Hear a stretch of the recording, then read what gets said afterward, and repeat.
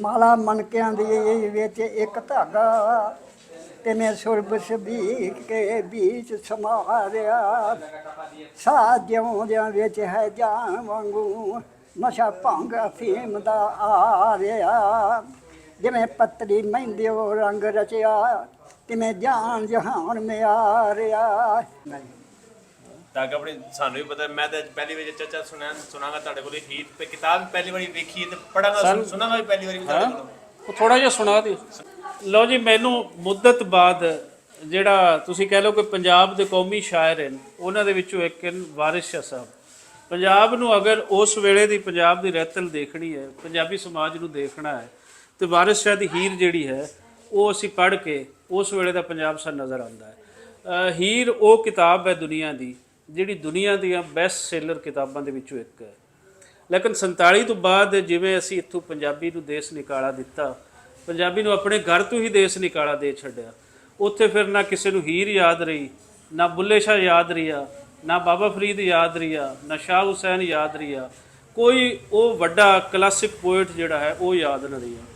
ਤੇ ਮੈਂ ਅੱਜ ਇੱਥੇ ਆਇਆ ਬੱਦੋ ਕੇ ਕਾਨਾ ਦੇ ਨਾਲ ਪਿੰਡ ਹਨ, ਮੇਰੇ ਨਾਲ ਬੈਠੇ ਨੇ ਮੁਹੰਮਦ ਬੂਟਾ ਸਾਹਿਬ। ਬੂਟਾ ਸਾਹਿਬ ਪਾਰਟੀਸ਼ਨ ਤੋਂ ਪਹਿਲੇ ਦੇ ਜੰਮਪਲ ਹਨ, ਪਾਰਟੀਸ਼ਨ ਵੇਲੇ ਚੌਥੀ ਪੜ੍ਹਦੇ ਸਨ। ਤੇ ਮੈਂ ਇਹਨਾਂ ਨਾਲ ਗੱਲਬਾਤ ਕਰ ਰਿਹਾ ਸੀ ਤੇ ਇਹਨਾਂ ਦੇ ਸਿਰਾਣੇ ਦੇ ਹੇਠ ਹੀਰ ਪਈ ਸੀ। ਤੇ ਯਕੀਨ ਜਾਣੋ ਮੇਰਾ ਖੂਨ ਵੱਧ ਗਿਆ। ਜਿਹੜਾ ਜ਼ਹਿਨੀ ਤੌਰ 'ਤੇ ਮੈਂ ਟੈਂਸ ਸੀ, ਉਹ ਮੇਰੀ ਟੈਨਸ਼ਨ ਜਿਹੜੀ ਹੈ ਕਿਸੇ ਹੱਦ ਤੱਕ ਮੁੱਕੀ ਹੈ। ਤੇ ਮੈਂ ਇਹਨਾਂ ਨੂੰ ਕੋਈ ਰਿਕੁਐਸਟ ਕੀਤੀ, ਮਿੰਨਤ ਕੀਤੀ ਕਿ ਥੋੜ੍ਹਾ ਜਿਹਾ ਪੜ੍ਹ ਕੇ ਸੁਣਾਓ ਪੁਰਾਣੇ ਸਟਾਈਲ ਦੇ ਅੰਦਰ ਜਿਹੜੀ ਹੈ, ਜਿਵੇਂ ਇਹ ਹੀਰ ਸਾਡੇ ਵੱਡੇ ਬਾਬੇ ਪੜ੍ਹਦੇ ਸਨ। ਸੋ ਕੁਝ ਸੁਣਾਓ ਜੀ। ਮੈਨੂੰ ਐਨਕ ਵੇਖਦਾ ਐਨਕ ਦਿਓ ਜੀ।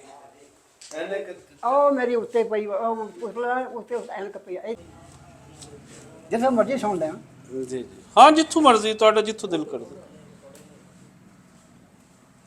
ਇਹ ਟਿਲਾ ਜੋਗੀਆਂ ਜਦੋਂ ਜਾਂਦੇ ਨੇ, ਰਾਂਝਾ ਜਾਂਦਾ ਨਾਥ ਜੋਗੀਆਂ ਦੇ ਕੋਲ।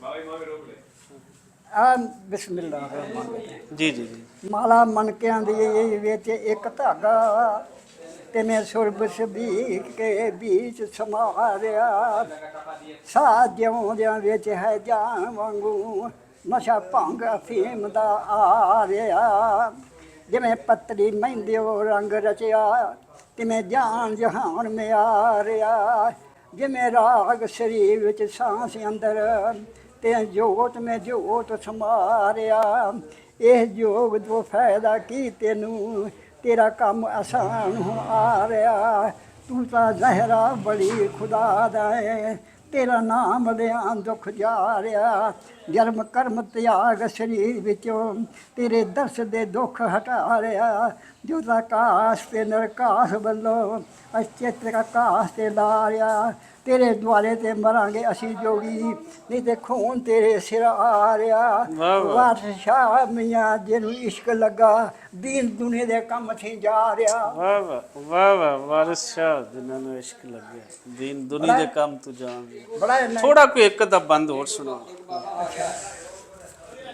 ਉਹ ਕੋਈ ਦੱਸ ਰਹੇ ਨੇ ਬਾਬਾ ਹਾਰਿਆ ਹੋਇਆ ਜਿਹੜਾ। ਅੱਛਾ ਅੱਛਾ ਅੱਛਾ ਅੱਛਾ ਜੀ ਜੀ। ਅੱਛਾ, ਜੋਗੀ ਬੋਲਿਆ ਚਾਹ ਚਾਹ ਮਹਿਰ ਕੀਤੀ। ਹਾਂ ਹਾਂ ਅੱਛਾ ਬੈਠੋ ਕਦੋਂ ਚੇਲੀਆਂ ਬੋਲੀਆਂ ਮਾਰੀਆਂ ਨੇ ਦੀਬਾਂ ਸਾਨ ਚੜਾ ਕੇ ਗਿਰਦੋਏ। ਜਿਵੇਂ ਤਿੱਖੀਆਂ ਤੇਜ਼ ਕਟਾਰੀਆਂ ਨੇ ਦਿਨੇ ਬਣੇ ਅਦਭੁਤ ਗੁਰਦੇਵ ਜੋਗੀ। ਕਨ ਰਾਤ ਨੂੰ ਬਹੁਤ ਖੁਆਰੀਆਂ ਨੇ ਵਿੱਚ ਨਰਗ ਦੇ ਹੋਸੀ ਆਵਾਸ ਉਹਨਾਂ। ਛੱਡ ਦੁੰਬੀਆਂ ਸੂਰੀਆਂ ਚਾਰੀਆਂ ਨੇ ਦੁੱਖ ਸੋਹਣਾ ਰੰਗ ਜਲੇਟੜੇ ਦਾ। ਜੋਗ ਦੇਣ ਦੀਆਂ ਕਰਨ ਤਿਆਰੀਆਂ ਨੇ ਜੋਗ ਦੇਣ ਨਾ ਮੂਲ ਨਮਾਣਿਆਂ ਨੂੰ। ਜਿਨ੍ਹਾਂ ਕੀਤੀਆਂ ਮਿਹਨਤਾਂ ਭਾਰੀਆਂ ਨੇ ਠੜਕ ਮੁੰਡਿਆਂ ਦੇ ਲੱਗੇ ਜੋਗੀਆਂ ਨੂੰ। ਮੱਤਾਂ ਜਿਨ੍ਹਾਂ ਦੀਆਂ ਰੱਬ ਨੇ ਮਾਰੀਆਂ ਨੇ। ਵਾਰਿਸ ਸ਼ਾਹ ਖੁਸ਼ਾਮਦਾਂ ਸੋਹਣਿਆਂ ਦੀਆਂ ਗੱਲਾਂ ਹੱਕ ਦੀਆਂ ਨਰਵਾਰੀਆਂ ਨਹੀਂ। ਬਾਲਨਾਥ ਜਿਹਾ ਤੁਸੀਂ ਜਾਣਦੇ ਹਾਂ ਜਿਹੜਾ ਹੋਇਆ ਹੈ ਤੁਸਾਂ ਦਾ ਖਾਸ ਭਾਈ। ਸਭੇ ਦਿਆ ਕਰੋ ਮੇਰੇ ਹਾਲ ਉੱਤੇ ਹੋਵਾਂ ਆਕਬਤ ਵਿੱਚ ਖਲਾਸ ਭਾਈ। ਜਿਨ੍ਹਾਂ ਮਹਿਰ ਜਹਾਨ ਪਛਾਣ ਲਿਆ ਕੰਮ ਤਿਨਾਂ ਦਾ ਹੋਇਆ ਸਭ ਰਾਸ ਭਾਈ। ਬੱਦੀ ਆਸ ਮੈਂ ਜੋਗ ਦੇ ਸਿੱਖਣੇ ਦੀ ਜਦੋਂ ਟੁਰਿਆ ਸਾਂ ਹੋ ਉਦਾਸ ਭਾਈ। ਤੁਸਾਂ ਨਾਲ ਮੇਰਾ ਕੋਈ ਜ਼ੋਰ ਨਹੀਂ ਕਿਉਂ ਚੱਲਿਆ ਐਡਾ ਵਿਸ਼ਵਾਸ ਭਾਈ। ਵੈ ਸਾਧ ਦੇ ਨਾਲ ਜੋ ਸਾਧ ਕਰਦਾ ਇਵੇਂ ਉਮਰ ਕਾਰਸਾ ਜਾਣ ਭਾਈ।